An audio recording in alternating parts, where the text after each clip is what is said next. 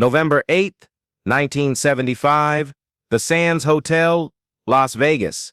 Clint Eastwood was sitting in a private dining room when Vincent "Vinny the Vise" Torrino, underboss of the Chicago outfit, leaned across the table and said 5 words that would seal his own fate. "You're gonna do this, cowboy." What happened next wasn't just a response to a threat. It was a demonstration of why some legends became legends and why even the most dangerous criminals in America learned not to mess with the man with no name. Within 18 months, Vinny Torrino would be serving life in federal prison, his criminal empire would be dismantled, and the FBI would have enough evidence to destroy the Chicago outfit's Las Vegas operations forever.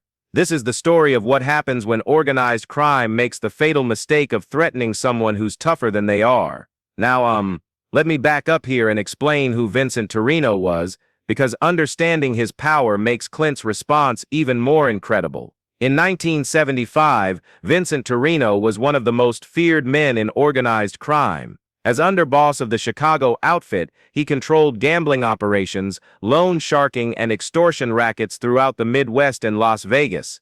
Vinny was old-school mob, explained former FBI agent William Romer, who had been tracking organized crime for decades. He solved problems with violence, controlled businesses through intimidation, and had judges, cops, and politicians on his payroll. Torrino had earned his nickname Vinny the Vise from his preferred method of persuasion, crushing people's hands in a workshop vise until they agreed to his terms. Vinny wasn't just violent, he was creatively violent. Recalled former Las Vegas police detective Tony Spilotro Jr., he enjoyed making people suffer, and he was very good at it. By 1975, Torrino controlled significant interests in several Las Vegas casinos, used his influence to skim millions from gaming revenues, and had successfully intimidated dozens of entertainers, business owners, and public officials. But Vincent Torrino had never dealt with anyone like Clint Eastwood. The confrontation that would destroy Torrino's life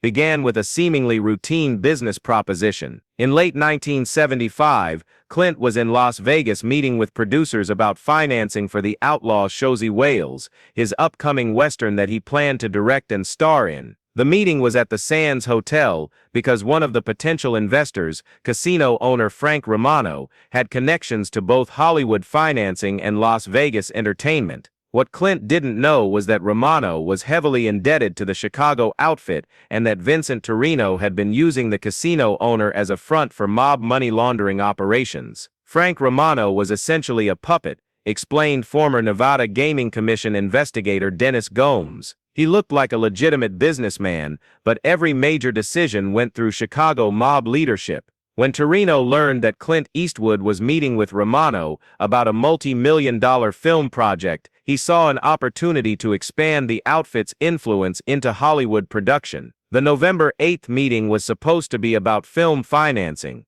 Instead, it became a test of wills between two very different kinds of power. Actually, let me tell you exactly what was said in that private dining room, because the conversation would change both men's lives forever. Romano had arranged for Clint to meet with what he described as additional investors who could provide the remaining financing for the outlaw Shozi Wales. When Clint arrived at the Sands, he was expecting to meet with legitimate businessmen interested in film investment. Instead, he found himself sitting across from Vincent Torrino and 2 of his associates, men who looked nothing like Hollywood financiers and everything like the criminals they were. "Mr. Eastwood," Torrino began with a smile that didn't reach his eyes. "Frank tells me you need money for a cowboy picture."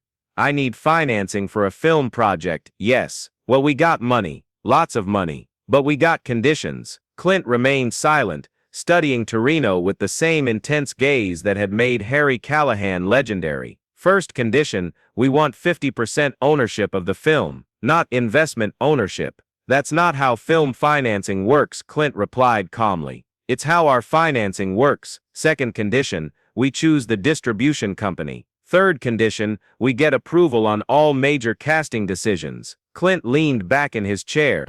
"You want creative control of my film. We want protection of our investment." "Fourth condition, any future films you make, we get first option on financing." "Same terms." "You want to control my career." Torrino's smile became more predatory. "We want to be your partners, Mr. Eastwood." permanent partner. The room went quiet, except for the distant sound of slot machines from the casino floor. Clint spoke with the same quiet intensity that had made him famous. "Gentlemen, I appreciate the offer, but I'm not interested." That's when Torrino's mask dropped completely. "You don't seem to understand, cowboy. This ain't an offer, this is how it's gonna be." "Is that a threat?" "It's reality. You take our deal, or you don't make movies anymore. Simple as that." Clint studied Torrino for a long moment, then stood up slowly. "Mr. Torrino, I think there's been a misunderstanding. I don't negotiate with criminals, I don't take orders from anyone, and I definitely don't get intimidated by people who think violence makes them powerful." Torrino's face flushed red. "You think you're tough because you play tough guys in movies. This ain't the movies, cowboy. This is real life. And in real life, people who don't cooperate with us have accidents." What Clint said next would haunt Vincent Torrino for the rest of his very short remaining freedom. "Mr. Torrino, you just made the biggest mistake of your criminal career. You threatened the wrong person. You threatening me back, cowboy. I don't make threats, I make promises, and I promise you this. If you ever contact me again, if you ever interfere with my career again, if you ever threaten me or anyone connected to me again, I will destroy you so completely that you'll wish you'd never heard my name." Torrino laughed, but it sounded forced. "You and what army?" "Me and the United States government." With that, Clint walked out of the Sands Hotel, leaving Vincent Torrino confused about what had just happened. What Torrino didn't know was that Clint had been recording the entire conversation. Don't forget to comment below, and let us know what other legendary Hollywood confrontations you'd like to hear about. Before going to Las Vegas, Clint had been warned by friends in the industry that Romano might have questionable connections, so he had come prepared. Hidden in his jacket was a small recording device that had captured every word of Torrino's threats, extortion attempts, and admissions of criminal activity. Clint understood that when dealing with criminals, you need evidence, explained former FBI agent Joseph Pistone, who had worked undercover in organized crime. He wasn't going to fight them with fists, he was going to fight them with the law. But the recording was just the beginning of Clint's response. Phase 1 of Clint's counterattack involved his extensive connections in law enforcement. Over the years, Clint had developed relationships with police officers, FBI agents, and federal prosecutors who consulted with him on his crime films. They valued his realistic portrayals of law enforcement and his support for police organizations. Within 24 hours of the Las Vegas meeting, Clint was sitting in the Los Angeles FBI field office, playing the recording of his conversation with Vincent Torrino. "That tape was pure gold," recalled former FBI Special Agent John Connolly. Torrino had incriminated himself in extortion, racketeering, and conspiracy charges, all in one conversation. But the FBI told Clint something that would make his victory even more satisfying. They had been trying to build a case against Vincent Torrino for over 5 years, but could never get witnesses to testify or evidence that would hold up in court. Everyone was too scared of Vinny to cooperate with law enforcement, explained former federal prosecutor Nathan Lewin. But Clint's recording gave us everything we needed to bring him down. Phase 2 involved Clint's connections in the entertainment industry. Rather than hiding from Torrino's threats, Clint began quietly spreading the word throughout Hollywood that the Chicago outfit was attempting to infiltrate film production. He contacted major studio executives, independent producers, and industry organizations, warning them about organized crime's efforts to control entertainment financing. Clint turned Torrino's intimidation into an industry-wide awareness campaign, recalled former Motion Picture Association President Jack Valenti. He made sure everyone in Hollywood knew that the mob was trying to muscle into film production. The effect was immediate and devastating for organized crime's entertainment ambitions. Studios began conducting thorough background checks on potential investors. Banks became suspicious of cash-heavy film financing deals. Industry organizations started cooperating with federal investigations. Clint essentially closed Hollywood to mob money, explained entertainment lawyer Jake Bloom. He made it impossible for criminals to use the film industry for money laundering. But the most devastating phase of Clint's response was still coming. Phase 3 involved something that Vincent Torrino never expected: Clint Eastwood's personal investigation into Torrino's criminal empire. Using the same methodical approach he brought to his film work, Clint began researching Torrino's business operations, associates, and vulnerabilities. He hired private investigators to document Torrino's activities. He consulted with former law enforcement officers about organized crime operations. He even studied FBI files on Chicago outfit structure and tactics. Clint approached destroying Torrino like he was preparing for a role, observed director Don Siegel, who worked closely with Clint during this period. He learned everything there was to know about his enemy. What Clint discovered was that Torrino's criminal empire was more vulnerable than anyone realized. The underboss had been skimming money from his own organization,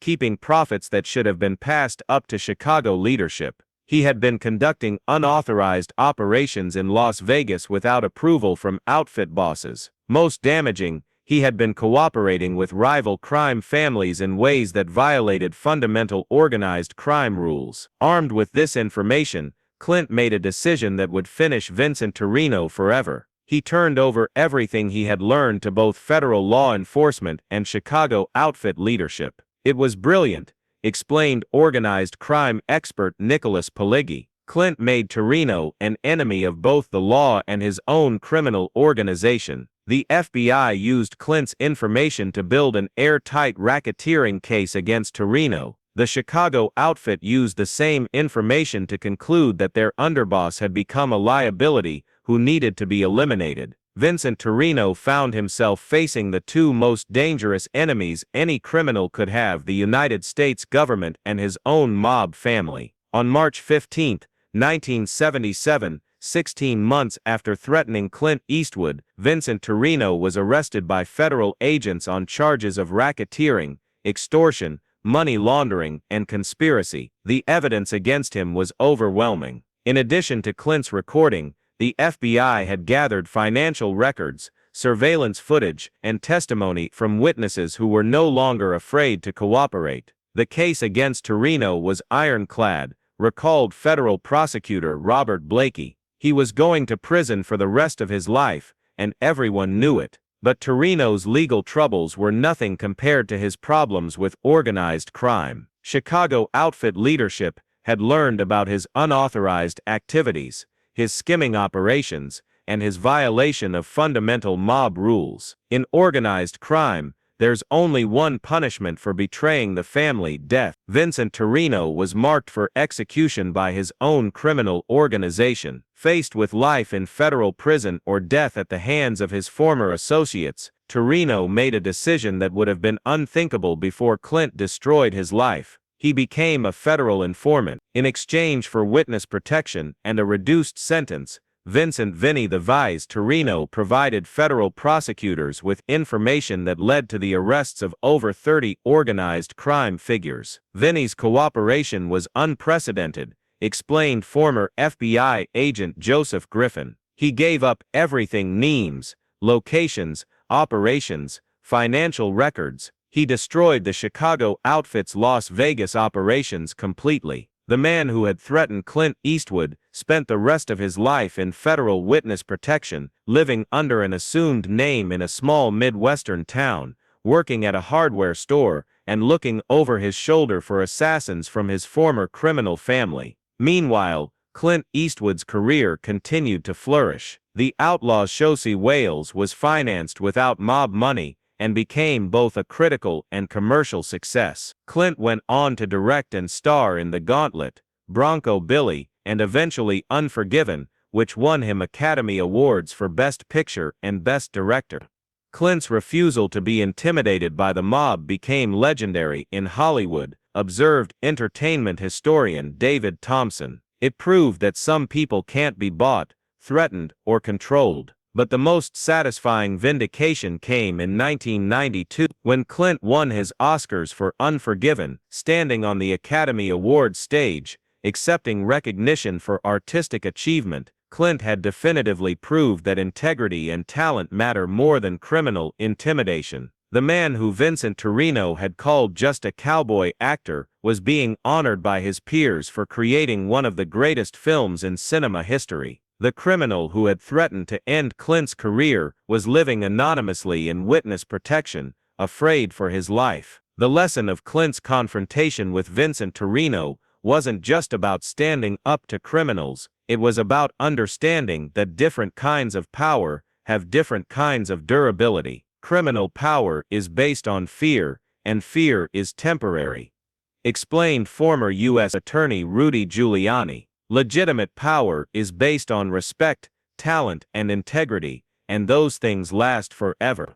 Torrino had power that came from violence and intimidation. When that power was challenged, it collapsed completely. Clint had power that came from talent, professionalism, and moral courage. When that power was tested, it grew stronger. November 8, 1975. A mob boss threatened a movie star, thinking he could control him through intimidation. 18 months later, the mob boss was in federal custody, his criminal empire was destroyed, and he was marked for death by his own organization. The movie star was making the films he wanted to make, on his own terms, with his integrity intact. Vincent Torrino learned too late that some people can't be intimidated, some people can't be bought, some people can't be controlled, and some people, when threatened, don't just fight back, they finish their enemies completely. Clint Eastwood was one of those people. The man with no name didn't need a name to destroy criminals. He just needed patience,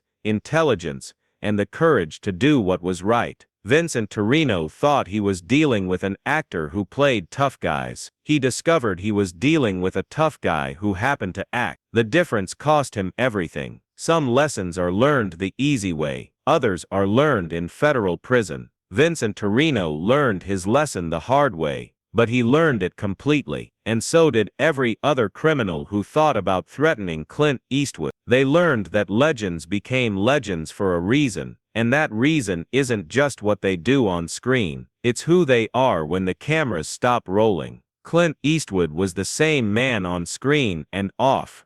Tough, uncompromising, dangerous to his enemies. Vincent Torrino found that out too late to save his career, or his freedom, or his life. The cowboy always wins, even when the fight is real, especially when the fight is real. Ask Vincent Torrino if you can find him in witness protection, where legends like Clint Eastwood sent him to finish out his days, anonymously, afraid, and completely finished.